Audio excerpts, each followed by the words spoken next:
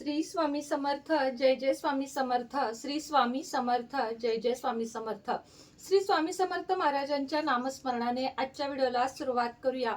सर्वप्रथम तुम्हा सगळ्यांना श्रावणी सोमवारच्या आणि नागपंचमीच्या खूप खूप शुभेच्छा देते आणि आजच्या व्हिडिओला सुरुवात करते.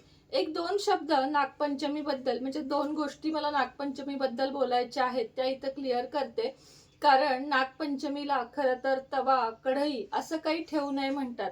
मात्र आज सोमवार पण आलेला आहे आणि आपल्या अनेक माता भगिनींना किंवा माझ्या मैत्रिणींना औषधं चालू आहेत. त्यामुळं त्यांचे सकाळपासून DM आणि व्हॉट्सअपला मेसेज येत आहेत की ताई आम्हाला खिचडी खावीच लागते आणि तुम्ही तर म्हणताय तवा कढई ठेवू नका. तर लक्षात घ्या की ज्या वेळेस प्रश्न आपल्या आरोग्याचा येतो किंवा गोळ्या औषधं, सगळ्यात महत्वाची आपली हेल्थ आहे. त्यामुळं ज्यांना, आता मला सुद्धा गोळ्या चालू आहेत, मी स्वतः आज खिचडी केलेली आहे. कारण काही गोष्टींना इलाज नसतो. आपण नियम पाळत बसलो तर आपली तब्येत बिघडेल.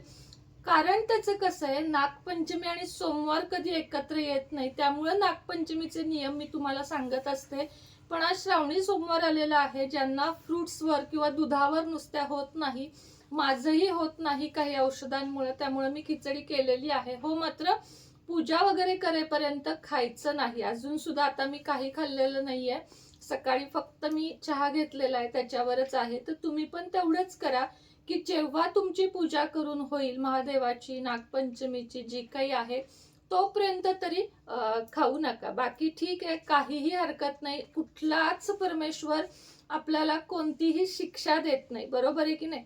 तर चला, श्रावणी सोमवार आणि नागपंचमीच्या शुभेच्छा. छान छान महिला खूप नटल्या असतील, सजल्या असतील, मेहंदी काढली असेल, गजरे, एकत्र स्त्रिया येतील. आजचा सण उत्साहाचा आहे.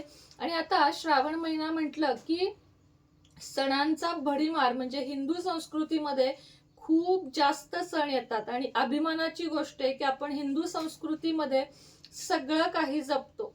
एक अजून सांगावंसं वाटतं, एक सोशल इन्फ्लुएन्सर म्हणून, की बऱ्याचशा महिला हल्ली फॅशन किंवा वेस्टर्नच्या कल्चर खाली टिकली लावायचं सोडतात. का आणि कशासाठी हे करू नका. सगळ्यात लहान साईज, एकदम छोटी, अगदी तुम्ही वेस्टर्न वेअर केलंय तर ब्लॅक तरी टिकली वेअर करा.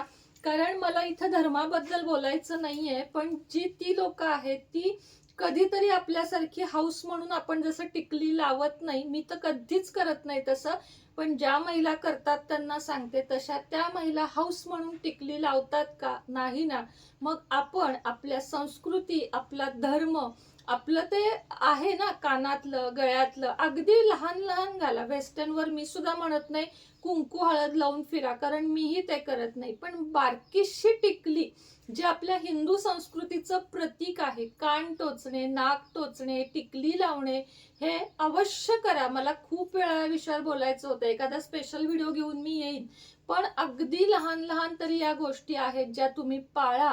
त्यामुळं आपल्या आयुष्यात खूप चांगल्या गोष्टी घडताना तुम्हाला दिसतील. वेस्टर्न कल्चरच्या नावाखाली धर्म विसरू नका, एवढंच तुम्हाला सांगण्याची इच्छा होती मला. चला, आता उद्या आहे श्रावणी मंगळवार. श्रावणी मंगळवारच्या काही सेवा आणि काही उपाय मी तुम्हाला या ठिकाणी सांगणार आहे.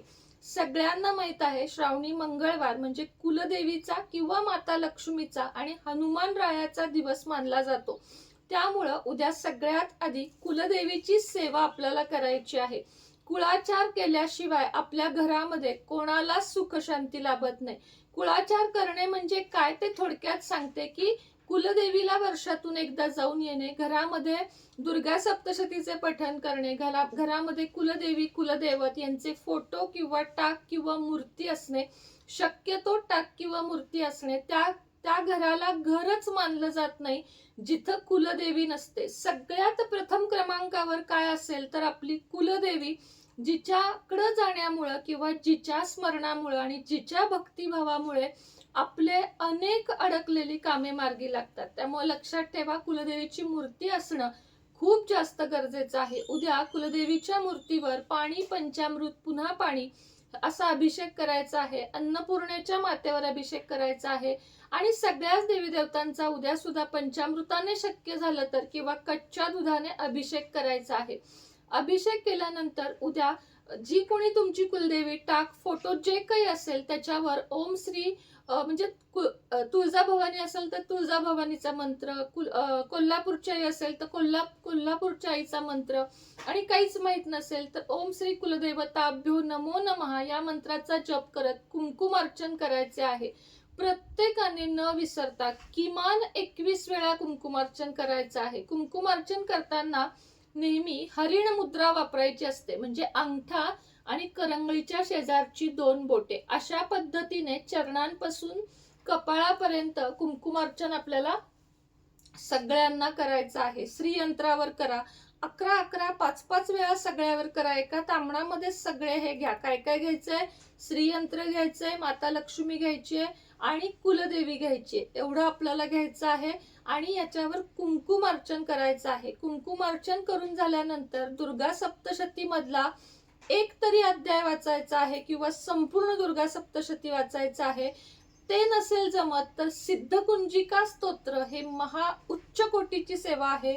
सिद्धकुंजिका स्तोत्र उद्या प्रत्येकाने पठण करा. ज्यांना जमेल 1 वेळा, 5 वेळा, 16 वेळा, 21 वेळा, 51 वेळा अशी सेवा तुम्ही सिद्धकुंजिका स्तोत्र दररोजच्या सेवेमध्ये घेऊन बघा आणि मग बघा किती सुंदर फरक पडतो. हा आहे कुलदेवीचा कुळाचार. उद्या शक्य झालं तर एक मुठभर तरी पुरण घालून शुक्रवार, मंगळवार हे श्रावण महिन्यातले खास दिवस आहेत, ज्या दिवशी पुरणांच्या दिव्यांनी देवाला ओवाळलं जातं आणि घरातल्या सगळ्यांना ओवाळलं जातं. शुक्रवार, मंगळवार, शुक्रवारी तर नक्कीच ओवाळा आणि मंगळवारी पण नाही ओवाळलं तर देवांना तरी ओवाळा. एक शुक्रवार, एक मंगळवार तरी पुरणांच्या दिव्याचं खूप महत्व आहे. पुरणांच्या दिव्यानी ओवाळल्यावर कुळाचार घडतो. त्याच पद्धतीने या येणाऱ्या मंगळवार, शुक्रवार एक तरी सवाष्ण घरामध्ये आदरातिथ्यानं बोलावून तिची ओटी भरून तिला जेवायला बोलवा. खूप चांगला दिवस आहे. भले आता कसं आहे, काही ठिकाणी बघा आमच्याकडे ब्राह्मणच लागते, पण असं मानत बसू नका, कारण मला सुद्धा ते मिळणं शक्य नसतं. मी सवाष्ण बोलवते जी खूप चांगली आहे, जिचं आचरण चांगलं आहे, जिचा स्वभाव चांगला आहे, जी देवांना मानते, जी घरातल्या सगळ्यांचा आदर करते, अशा कोणत्याही स्त्रीला तुम्ही सवाष्ण म्हणून बोलवू शकता. आता बऱ्याच ठिकाणी सवाष्णच मिळत नाहीत किंवा बोलवण्यासाठी आपण थोडंसं कचरतो, बोलवू की नको. अशा वेळेस काय करायचं ते पण सांगते. कुलदेवीच्या किंवा माता लक्ष्मीच्या मंदिरात जाऊन शिदा ठेवावा. शिद्यामध्ये काय काय असावं तर गव्हाचं पीठ, हरभरा डाळ, तेलाची पिशवी, मीठ, तिखट, बटाटे हे सुद्धा देतात बरं का. हरभऱ्याची डाळ, गूळ आणि गव्हाचं पीठ आणि तेलाची पिशवी एवढं तर नक्कीच द्या. बाकीचं नाही जमलं नका देऊ. थोडे तांदूळ आणि तुरीची डाळ, म्हणजे पूर्ण स्वयंपाकाचं, पुरणपोळीच्या जेवणाचं आपल्याला शिदा द्यायचा असतो. आता शिदा पण नाही जमत ताई, काय करू? गाय, गोमाता हिला जर तुम्ही खाऊ घातलत, उद्याच्या दिवशी चणा डाळ आणि गुळ, भिजवलेली डाळ घाला. तसं तर कच्ची सुद्धा घालतात, पण भिजवलेली घातलीत तर अतिउत्तम. किंवा संपूर्ण पूर्णावरणाचा स्वयंपाक करून गाईला, तो गोग्रास म्हणतात ज्याला, गोग्रास, गोग्रास म्हणजे काय? घास. तर गोग्रास सुद्धा खाऊ घालायचं आहे. त्यामुळं काय होतं तर सवाष्णीला जेवण घातल्यापेक्षाही सुंदर पुण्य तुम्हाला मिळतं. त्यामुळे उद्या गाईला या गोष्टी आपल्याला, पुरणाची पोळी, चणा डाळ, गुळ हे तरी खायला घालायचं आहे. काही नाही जमलं तर हिरवा चारा सुद्धा तुम्ही खायला घातलात तरी चालेल. अशा पद्धतीनं उद्या तुम्हाला कुलदेवीची आरती जमत असेल ती करा, नसेल जमत महालक्ष्मीची करा. श्री सूक्त म्हणा, व्यंकटेश स्तोत्र म्हणा, महालक्ष्मी अष्टकम म्हणा. खूप सुंदर सुंदर सेवा आहेत आणि यामुळे काय मिळतं? लाखो करोडो रुपये मिळतात का? नाही, तेही मिळतील नशिबात असतील तर, पण मनशांती, घरामध्ये सुख समृद्धी मिळते. कापुरासोबत 2 लवंगा दररोज जाळायला विसरू नका. घरातलं जेवढं वातावरण प्रसन्न ठेवाल तेवढं तुमच्या आयुष्यात सुख समृद्धी लाभेल. हीच माता लक्ष्मी चरणी आणि कुलदेवी चरणी प्रार्थना करते. आजचा व्हिडिओ इथंच थांबवते. पुन्हा भेटूया संध्याकाळच्या व्हिडिओमध्ये. तोपर्यंत तुम्हा सगळ्यांना श्री स्वामी समर्थ.